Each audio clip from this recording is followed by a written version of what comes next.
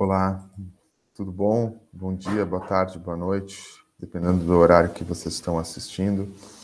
Então, no módulo 1, nós vamos apresentar, então, fazer uma introdução a essas pesquisas quali-quantitativas, tá? As ciências de alimentos, né, assim como outras da área das ciências agrárias e até da área das exatas e das engenharias, né, são áreas que trabalham muito com dados numéricos, com estatística, com repetições, né? Então a gente trabalha muito com dados paramétricos, né? Então medidas. Mas alguns temas, né, principalmente aqueles que ainda não são muito explorados, não são são temas emergentes, né? Como por exemplo a biotecnologia, a bioengenharia e outros, né? Uh, eles precisam de um aprofundamento, né, de um detalhamento de como as pessoas entendem aquela temática, de como elas enxergam, de como elas usam essas técnicas, essas tecnologias e esses produtos, né? E o consumidor, né, esse ato de consumir, comprar, provar, né, de essa relação do consumidor com o produto que ele tá usando, né, são coisas extremamente complexas, são muito complexas, que relacionam, né, aspectos culturais, experiências prévias, aspectos econômicos são muito importantes, né, e também aspectos comportamentais, né, de como a pessoa, de como aquela pessoa que vai consumir, que está comprando, que está provando, impactam em como ele percebe, né? E isso daí reflete na sua atitude, no seu comportamento, né? E essas coisas nem sempre são fáceis de medir, né? Muitas vezes nos levam a mais perguntas quando a gente tenta medir. Então, tem áreas do conhecimento, principalmente relacionadas à área de marketing e à área de administração, que trabalham muito modelando, fazendo a modelagem matemática desses comportamentos, né? Contudo, às vezes essa modelagem matemática ela não nos permite um aprofundamento, um detalhamento daquilo lá. Nos leva a uma conclusão estatística, se é significativo ou não, né? Se impacta ou não. Mas às vezes aquela pergunta, aquele detalhamento, né, aquela profundidade acaba se perdendo. A gente não consegue medir muitas coisas, né? E aí que vem esses aspectos qualitativos, tá? Porque a gente tem essa cadeia, né, das escolhas alimentares, né, que parte lá de uma pirâmide invertida, né, que o consumidor então tem esse curso de vida, a experiência deles, né, que tem a ver então com a urbanização das cidades, o envelhecimento da população, esse avanço da tecnologia, né, de forma muito forte, de forma muito intensa, e tudo esse curso da vida da pessoa acaba impactando em diversas influências que ela acaba tendo ao longo da sua vida, né, de ideais, de recursos, de fatores sociais, pessoais, o contexto onde ela está inserida, né, essa parte ambiental, a parte do ambiente onde ela está inserida, que acaba impactando, então, em sistemas pessoais, né, que são os valores pessoais, esses custos-benefícios que as pessoas vão ter e que vão acabar impactando nas suas escolhas alimentares, né? Então, é uma cadeia que tá interligada e por isso torna extremamente complexo. Tem alguns temas que quando a gente trabalha, né, com pesquisa com as pessoas, né, com o consumidor, com as pessoas, né, muitas vezes a gente tem segmentações de forma muito clara, né? Então, o segmento das pessoas que valorizam tal coisa, segmento das pessoas que valorizam outra coisa em relação ao mesmo alimento, né? E tudo isso daí tem a ver, né, com essa cadeia que vai acabar impactando nessas escolhas alimentares, né? Então, se a gente vai pegar, por exemplo, a área de veganismo, né? Se a gente vai, por exemplo, dentro dos veganos, então a gente tem aquelas pessoas que não consomem produtos de origem animal por causa de questões relacionadas ao bem-estar animal, em relação ao animal especificamente. A gente tem outra segmentação que não consome produtos de origem animal por questões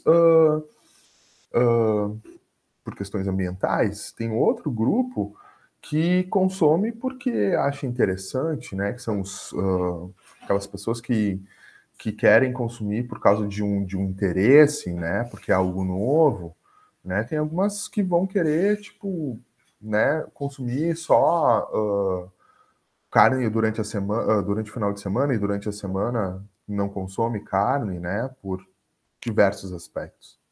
Então, tudo isso acaba impactando e a gente consegue trazer um aprofundamento através de dados qualitativos.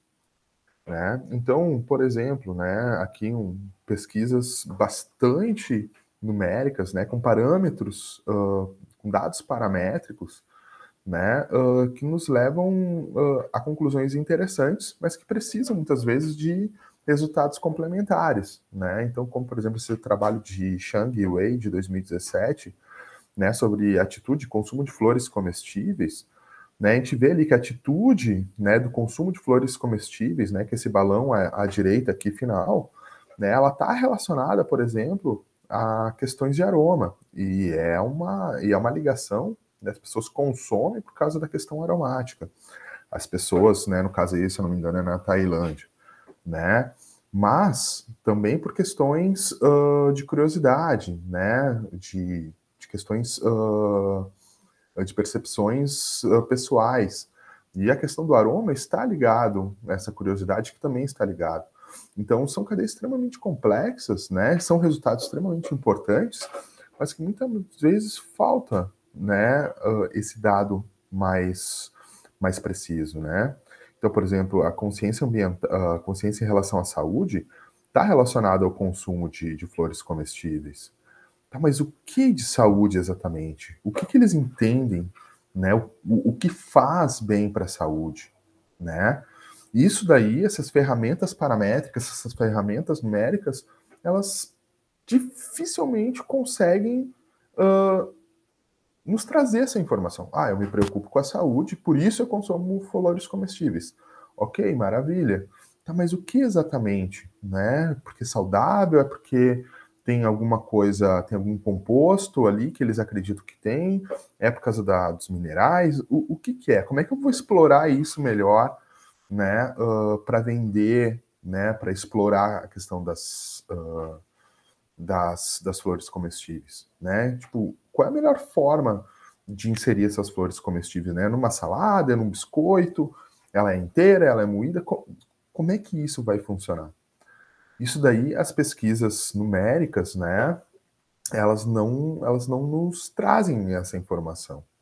Então, o que a gente tem que acabar trabalhando é com para a gente gerar um conhecimento mais consolidado, né, com mais peso, né, a gente tem que combinar. Então, a parte numérica ela é importante, né, trazer esses dados, se é significativo, se tal aspecto bate na minha atitude de consumo ou não, mas depois a gente precisa de dados mais qualitativos para conseguir aprofundar esses dados quantitativos. Então, alguns exemplos aqui que são bem interessantes, né? Alguns exemplos pessoais que eu já passei, né? E outros que trabalham com pesquisa quantitativa, que acabaram gerando dados de políticas públicas. Então, o que hoje em dia se fala muito, né, da questão da rotulagem frontal em relação ao alto teor de açúcar adicionado, a gordura, enfim, né? Tudo isso daqui, né, foi a partir de grupos de pesquisa que trabalharam com pesquisa quantitativa.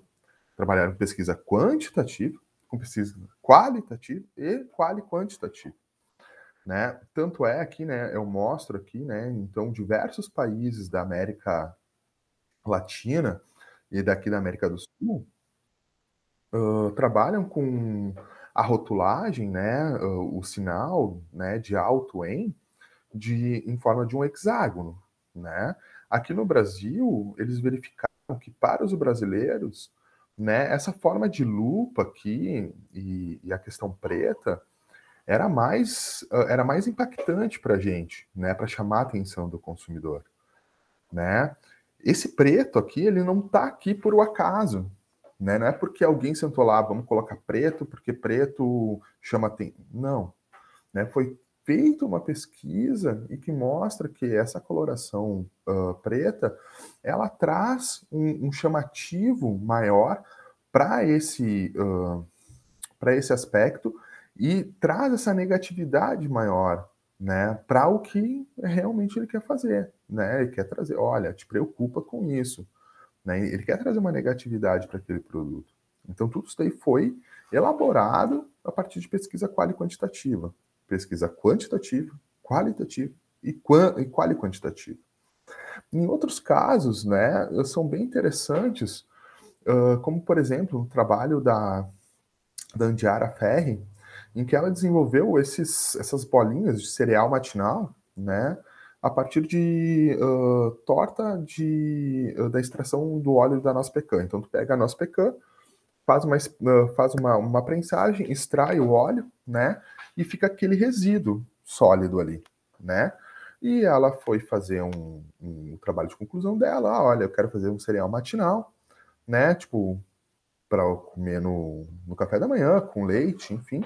Ela desenvolveu o produto, ficou muito interessante. Se alguém tiver interesse, tá lá no repositório da UERGS já, né, os dados dela.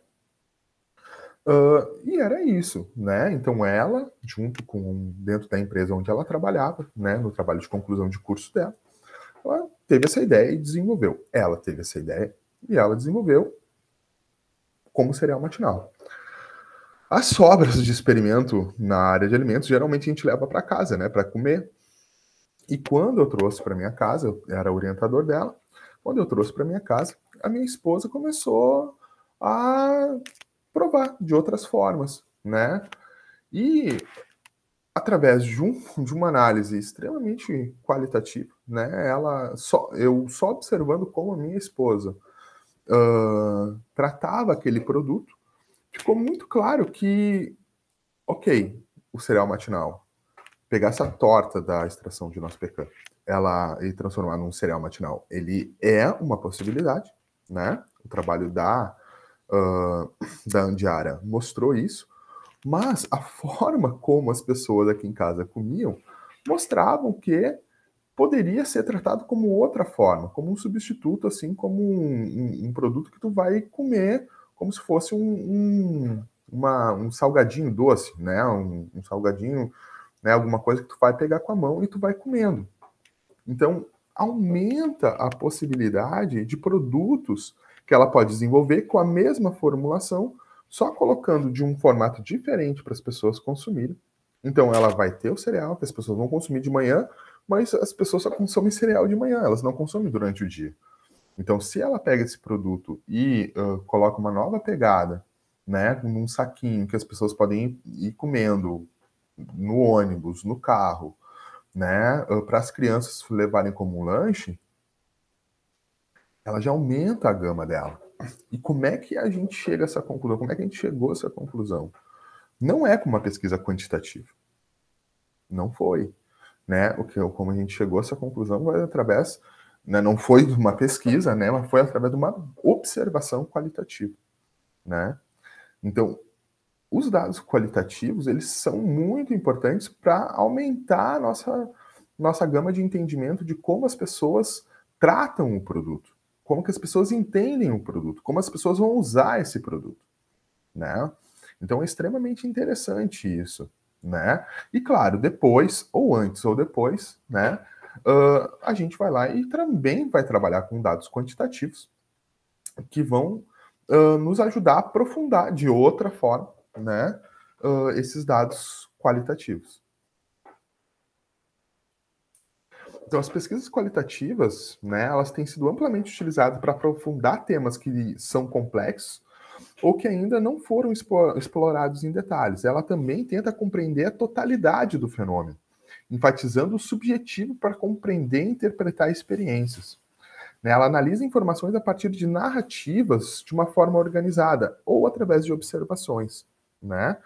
Então, isso daí são pesquisas qualitativas. As quantitativas, elas vão buscar dados numéricos com a finalidade de dimensionar o fenômeno, sem muito interesse pela dimensão subjetiva. É ou não é, né? Quem trabalha com dados quantitativos sabe lá, né? P menor que 0,05, ótimo, né? Tem diferença, minha hipótese deu certo. Não tem diferença, P maior que 0,05, não tem diferença, ó, minha hipótese não deu certo. É simplesmente isso. Mas muitas vezes falta esse aprofundamento, né? Do porquê que não deu diferença, por que deu diferença. Então, são objetivas e distantes dos dados, né? Então, uma perspectiva externa. Eu vou lá como um outsider, né? Como uma pessoa de fora, eu vou lá e analiso aquele dado de forma bastante fria, né? Para verificar se aquela minha hipótese deu certo.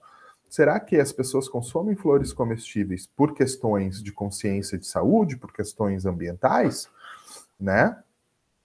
Então, eu vou lá e observo de fora aquelas respostas.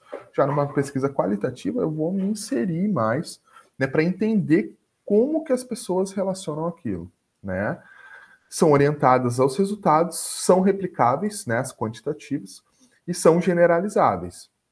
Então, esse quadro genérico aqui, né, de comparação de métodos quali-quanti, né, de métodos qualitativos, de métodos quantitativos, de forma separada, né? A pesquisa quantitativa, ela focaliza uma quantidade pequena de conceitos, enquanto a qualitativa tenta compreender a totalidade do fenômeno. A pesquisa quantitativa, ela inicia com ideias pré-concebidas, né? E as qualitativas, né, possuem poucas ideias pré-concebidas e salientes a importância da interpretação dos eventos, mais do que a interpretação do pesquisador. A quantitativa, ela utiliza procedimentos estruturados, né, instrumentos formais de medida, e as qualitativas trabalham com dados sem instrumentos formais e estruturados, muitas vezes. A coleta de dados na quantitativa é mediante condições com bastante controle, né, então são coisas mais controladas, e as quantitativas não se tenta controlar o contexto, né, a gente vai vendo como é que as pessoas trabalham com aquela temática. A quantitativa, ela analisa os dados numéricos, né, através de procedimentos estatísticos, e a qualitativa, então, ela enfatiza o subjetivo.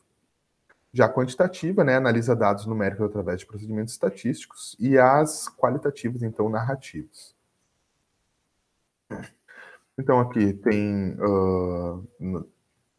a interpretação, né, o enfoque na interpretação do objeto na quantitativa ela é menor, na qualitativa ela é maior. A importância do contexto na quantitativa ela é menor e na pesquisa quantitativa qualitativa é maior. A proximidade do pesquisador em relação aos fenômenos na quantitativa é bastante pequena, na qualitativa ela é bastante grande. O alcance do estudo, né, na quantitativa ela é instantâneo, na qualitativa geralmente ela tem um intervalo muito maior, né, são estudos mais longitudinais do que transversais. O ponto de vista do pesquisador é externo à organização em relação à quantitativa, enquanto na qualitativa é interno. E o quadro teórico e hipóteses na quantitativa tem um rigor bastante rigoroso, né? Enquanto nas qualitativas elas são menos estruturadas. Então, o que a gente vai ver, né, na pesquisa qualitativa, em que a gente vai tentar trabalhar ao máximo as duas coisas, né? Em alguns aspectos a gente vai trabalhar muito qualitativo, em outros a gente vai trabalhar mais transformando os dados qualitativos em dados numéricos, né? Então a gente vai trabalhar então com a problemática, né? Tipo, fazer essa validade prévia, ter uma hipótese, ter um problema para ser resolvido, para a partir disso escolher o melhor método, né? Para a gente trabalhar essa problemática. A partir do método, a gente vai fazer o guia, né, de entrevista, né, o formulário que a gente vai utilizar, né, seja ele bem estruturado ou nada estruturado. Depois a gente vai fazer a seleção dos participantes através de um recrutamento, né? Isso daí é extremamente importante, né? Então, quem é o público vegano que eu quero?